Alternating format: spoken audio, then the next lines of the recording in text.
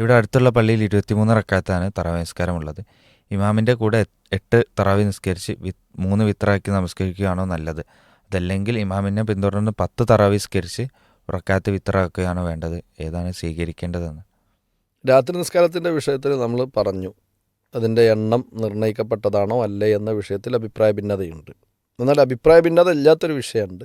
ഒരാൾ ഇമാമിൻ്റെ കൂടെ രാത്രി നിസ്കാരം തുടങ്ങി ആ ഇമാമിൻ്റെ കൂടെ ആ നിസ്കാരം പൂർത്തീകരിക്കുകയാണ് എങ്കിൽ അവൻ രാത്രി മുഴുവൻ നിന്ന് നിസ്കരിച്ചവനെ പോലെയാണ് എന്നാണ്.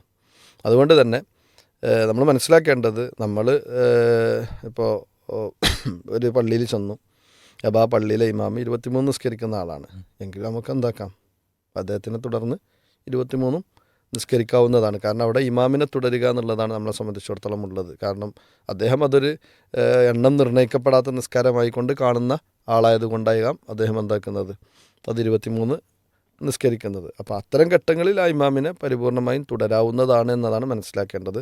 അതേസമയം നമ്മളൊരു തറാവീഹും അതുമായി ബന്ധപ്പെട്ട കാര്യങ്ങളും സംഘടിപ്പിക്കുകയാണെങ്കിൽ അവിടെ ഏറ്റവും അഫ്ളൽ എന്ന രൂപത്തിൽ നമ്മൾ കാണുന്നത് സുദീർഘമായി 11 റക്അത്ത് നിസ്കരിക്കുന്ന രീതി തന്നെയാണ്.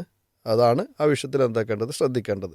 ഇനി 11 റക്അത്ത് നിസ്കരിക്കുന്ന ഒരു പള്ളി നാട്ടിലുണ്ട്, 23 റക്അത്ത് നിസ്കരിക്കുന്ന പള്ളി നാട്ടിലുണ്ട്. തിരഞ്ഞെടുക്കേണ്ടത് 11 റക്അത്ത് നിസ്കരിക്കുന്ന പള്ളികൾ തന്നെയാണ് എന്നതാണ് ആ വിഷയവുമായി ബന്ധപ്പെട്ട് സൂചിപ്പിക്കാനുള്ളത്. അല്ലാഹു അലം.